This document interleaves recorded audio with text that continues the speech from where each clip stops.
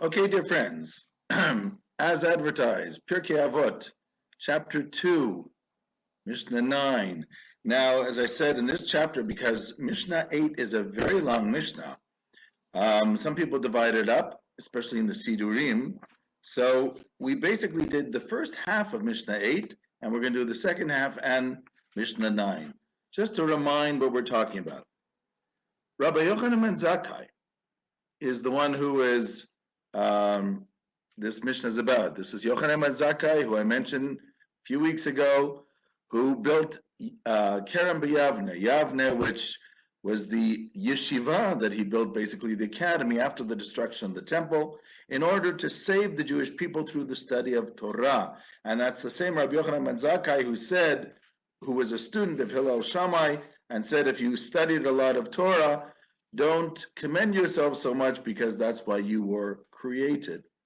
I also mentioned that he, as a Talmid of Hillel, according to our sources, had 80 students. Out of those 80 students, 30 of them deserved to have Ruach HaKodesh, the Holy Spirit, and because they were very high level, I guess also saintly, not just knowledgeable.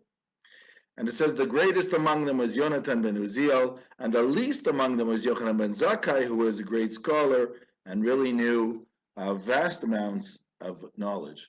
Now, Yochanan ben Zakkai also had a lot of students, but it says here in this Mishnah, Mishnah 8, talks about Chamisha Talmidim Ayul Rabbi Yochanan ben Zakkai. They had 5.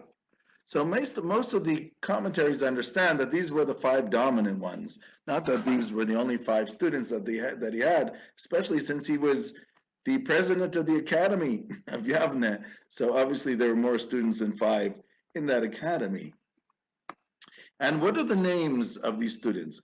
Eliezer ben Horkonos, who we know from other places in the Mishnah. The stories of Eliezer ben Horkonos, who is normally Rabbi Eliezer, who normally argues with Rabbi Hoshua.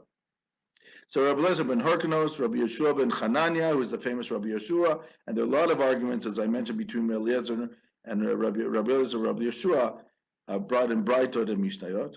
Rabbi Yossi HaKohen, Rabbi Shimon ben Hananel, and Rabbi Elazar ben Arach. These are the 5 famous ones, and we mentioned them before. Now, it says, Humoneh Shivchan, that Rabbi Yochanan ben Zakkai would mention the attributes, the positive attributes of each one of these scholars. The first one, Rabbi Eliezer ben Horkonos, Bor Sud, literally means a cemented pit. Now, a cemented pit, or a pit which is plastered, was used to collect rainwater. And the reason why it's cemented, so that the rainwater does not disperse. Now, this, of course, is a metaphor, which means when he studies Torah, he's like a walking encyclopedia, as I explained last time. He has vast amounts of knowledge. And the Talmud in Sanhedrin says, Kulam tzrichim labalei chitin. Everybody needs the ones who have the ability to know the sources, because we all need the sources. Of course, today it's a little less so. We have in our internet possibilities, and in the computers, we have vast also amounts of information centers that we can access today, like the Taklitor, Torani, and all different things, information centers, even Google and Wikipedia, etc. So, but once upon a time, if you didn't have these people who were the information centers, it was very difficult, especially when books were scarce. But even today, when a person knows the sources, it helps them understand what the topic is at hand. The more they understand the sources, the more they understand the way it fits in. That's why very often it was suggested that a person study all the Mishnayot before studying the Gemara, because it gives you an overview of the Torah, which is very helpful of understanding the Torah. Now the second one, so that was Rabbi Eliezer ben Horkonos. Rabbi Yeshua says, Ashrei Yoladeto, and I explain what does it mean, praised be the one who bore him. This means that he grew up in a family of scholars, and where the Torah for him, the Torah way of life, is something which is natural to him. Rabbi Yossi Chassid, saintly, which means now and Rabbi Shimon ben Gamliel Yerei fear of sin. What's the difference between that? A chassid is somebody who does lifnim mishurat adin. Out of love, they want to do more than the letter of the law, which is actively outgoing in order to do more. Yerei means to keep away. The fear of sin is what we call sur meirav asei tov. So chassid is asei tov, doing more than the letter of the law, and being yerei is being sur meirav, meaning keeping away, being sin. Let's say being yerei, which means the fear of sin, means you keep away from transgressions. So chassid means doing more than the mitzvah requires, the positive mitzvah, and being yerei means keeping away from sin even more than necessary. It's the positive and the negative, the passive and the active and the passive. And then you have Rabbi Lezer ben Arach, Mayana mitgaber, which means a fountain, a wellspring of knowledge. What's the difference between the pit which is cemented and the wellspring of knowledge? The pit which is cemented can collect the rainwater, and as much rain comes down, it collects, which means they're like encyclopedia of knowledge. But it's not clear how many insights and innovations and novelty they're able to deduce from that knowledge. Mayana mitgaber, which means somebody who is like a wellspring of knowledge, even with a little bit of knowledge, they are able to deduce from that innovations and novelty which the encyclopedia is not always able to do. Now, there is an advantage to both. As I said, kulam tzrichim lebalei chitin. You all need the ones who have the knowledge, but the ability to deduce things, lahavin davar mitoch davar, as Rashi quotes about Betzalel, to understand something analytically new and novel from the knowledge gained. This is a wellspring in a sense which is infinite. There are infinite ideas which can come up from real knowledge. So these are the five. Now, out of the five, two are talking about Torah study. The first one, Eliezer ben Arach, the cemented pit, which means taking in Torah study in vast amounts in order to have a bird's eye view of the Torah. And then you have Mayana mitgaber, which means somebody who is able to deduce things from a small amount of knowledge, but in an infinite way. And then in the middle, you have three that relate to what I call the Way of Torah. And the Way of Torah is a natural way to grow up in it. That's called the Shrei Yoledato. Praised be he who gave birth to him, he or she, both usually. And then the next one is Chassid, somebody who actively does more than the letter of the law in a positive way. And the Yerei who Surmera, who keeps away from sin and transgression, which is passive, of course, being more passive about it. So, what does this all mean? As I said, Yochanan ben Zakkai, now that there's no temple and there's no king, is trying to recreate the Jewish people and the Jewish narrative in order to save us in the exile and the galut. He understands that even though he's still in Judea, it's a precursor to what's going to be, because the people now are going to move to Babylonia and already have done so partially. So for Yochanan ben Zakkai, we have to prepare the way, and this becomes what I call the major shift of thinking that the Torah now has to become the basis, the beginning and all of everything. Not that the other things don't exist, they do, but this is what's going to save us in the galut. And therefore, he's going to push for democratization of Torah study. Because during the time of the Mishnah, the Tanaim, they were a little bit weary about teaching the masses Torah. In other words, if the masses proved worthy, yes, but you don't want to teach a Talmid Sheino Hagun, a student who is the wrong student. This was a discussion. This changes under the Amoraim, and I think the one who sets the scene for it is definitely Yochanan ben Zakkai. And but the argument is going to continue even to the next generation, because in the time of Rabbi Gamliel, we know from the Talmud and Brachot, the Rabbi Gamliel did not allow students in the Beit Midrash unless they were tochoke baro, in the inside and the outside the same, meaning totally honest people and people who are worthy of Torah study. And many people were left out because of that. When Elazar ben Azariah took over the Beit Midrash and the Sanhedrin after Rabbi Gamliel, when he was ousted by his comrades, as is told in Brachot, it says that they opened up many shurot, many rows of new students who were now allowed in because they got rid of the bouncer, the shomer, the guard at the entrance of the Beit Midrash. So Elazar ben Azariah is the first one to push an actuality for the democratization of Torah study. But it's Yochanan ben Zakkai who's thinking ahead. This is what is going to have to happen in the end in order to save us. Because remember, those who came back for the first temple period didn't seem to know a lot of Torah. Ezra had to institute that the Torah be read on Monday and Thursday in the synagogue because it looks like people didn't study that much. And if you remember during the time of Ezra, it says in the book of Ezra, when he reads from the Torah to the people, they're shocked. There seems to be a lack of knowledge among the common folk.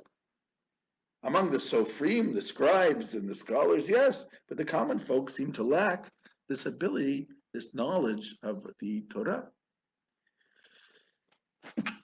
Excuse me. So Yochanan ben Zakkai realizes this has to be fixed if we want the Jews to survive the exile, the Golan. Now, these 5 students, therefore, represent attitudes to Torah study. They're the ones, and all the 5 points of view are important.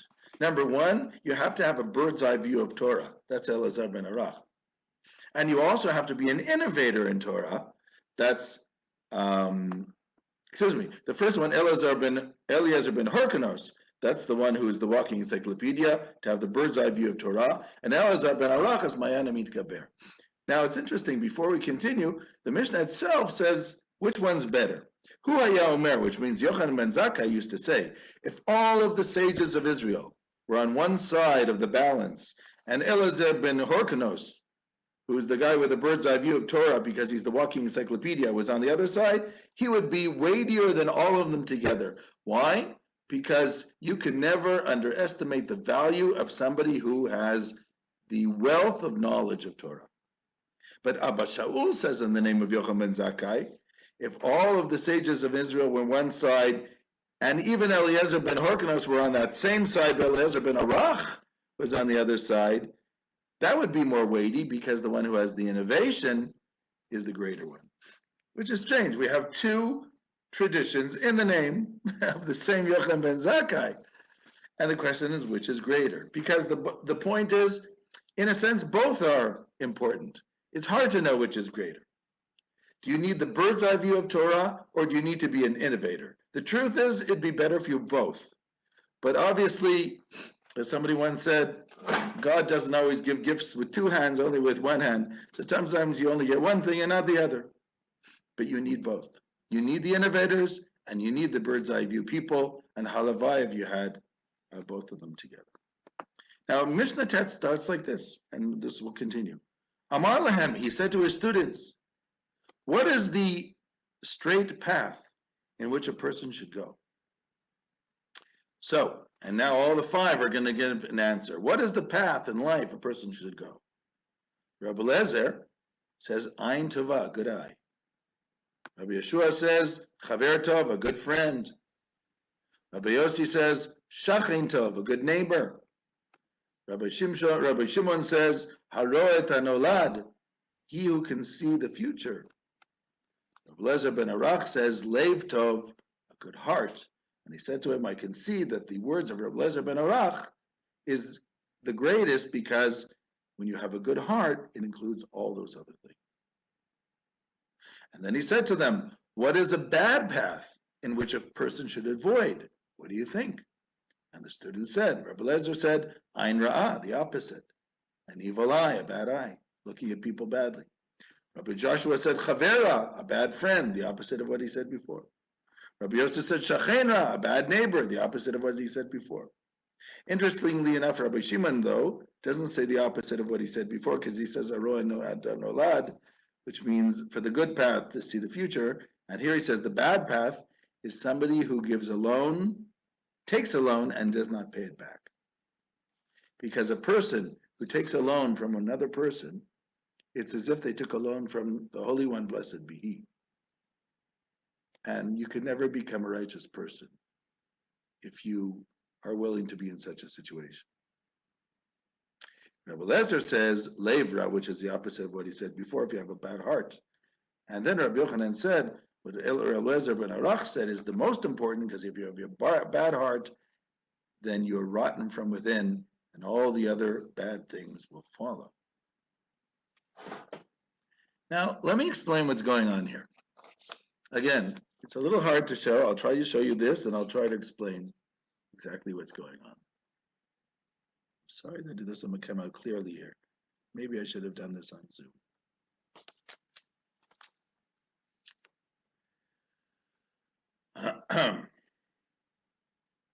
You have 5 people.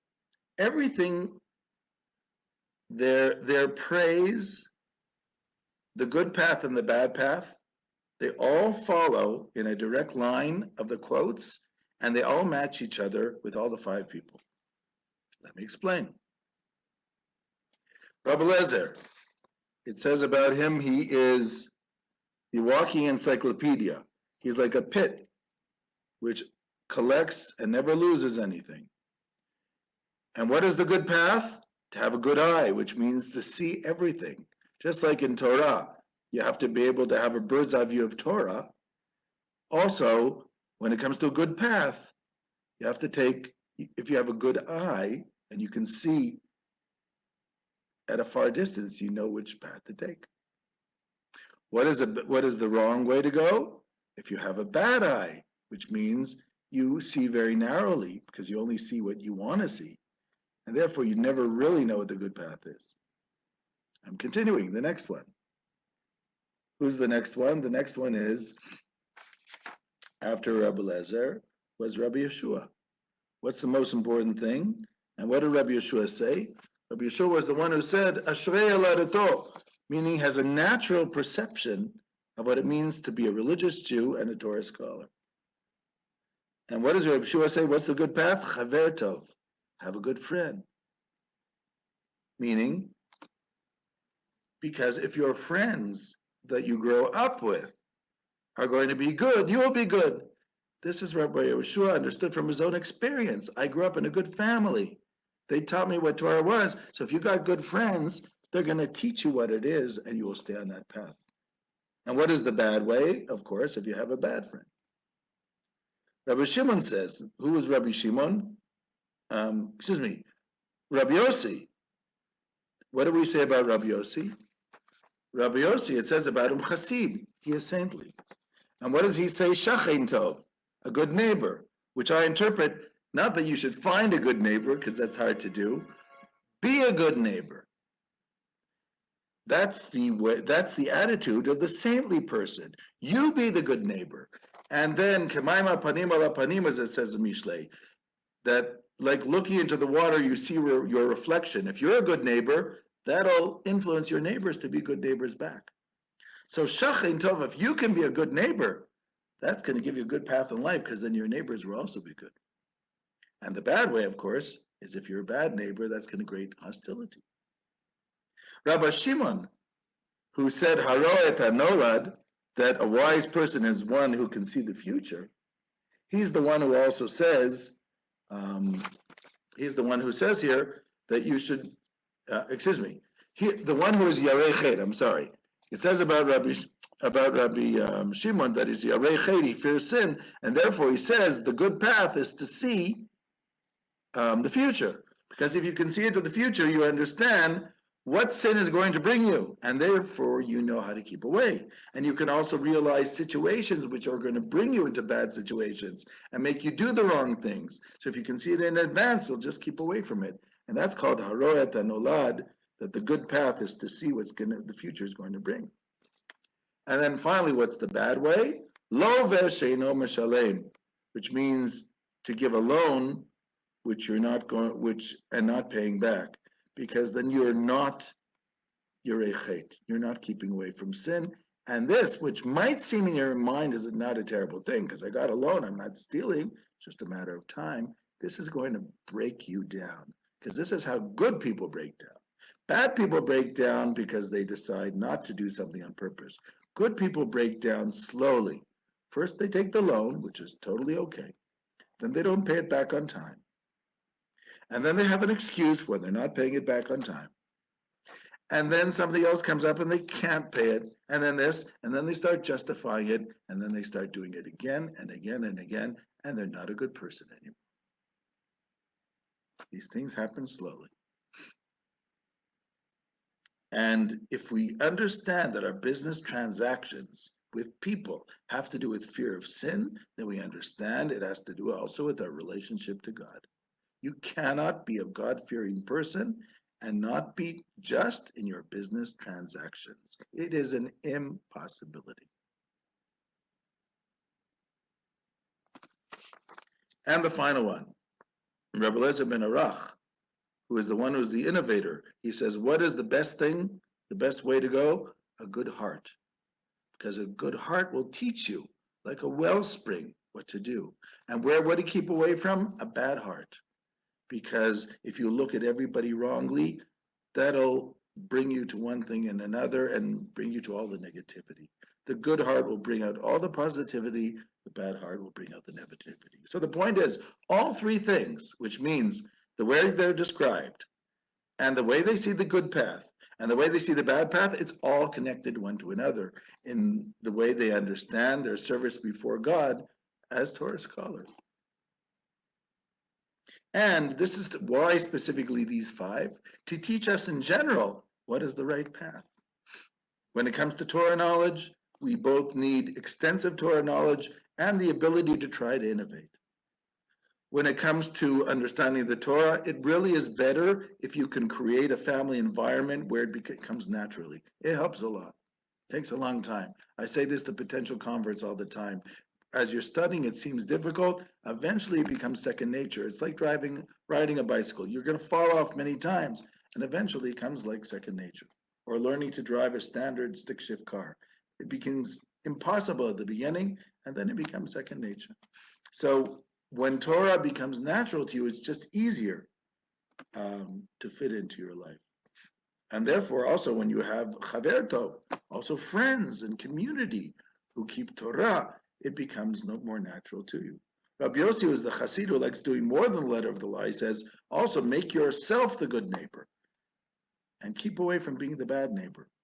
You can't pick your neighbors, but you can pick the way you act as a neighbor.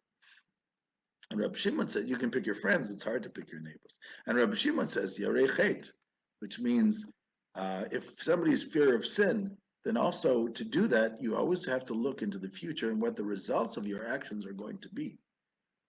And you also have to realize that the worst thing is the little things which seem to be trivial, which will eventually, seeing the future again, push you to do the wrong things. Like something as simple as taking a loan from somebody and forgetting to pay it back. That can push you little by little by little into being the person you don't want to be at the end of the day. So this whole Mishnah Tet, and which started in the middle of Mishnah Chet, is really a paradigm of relationships to the Torah, because this is what Rabbi Yochanan ben Zakkai was trying to push, this relationship to Torah, which is taken hook, line, and sinker by the Talmud and the Gemara, and to formalize a new understanding of Judaism to keep us based on the old. It's not that much different, it's just slightly different emphasis. But this would be the way that we're going to make our way through the exile in difficult times. And therefore, it's not for no reason that there's a major development of the Torah study, specifically in the diaspora. The Talmud, the Rishonim, the Achronim, the Bible commentators, the enumerators of the mitzvot, the responsa, etc., etc., etc. And all this starts when somebody has an idea. of how this is going to save us through the turbulent times of the Galut. Shalom, shalom.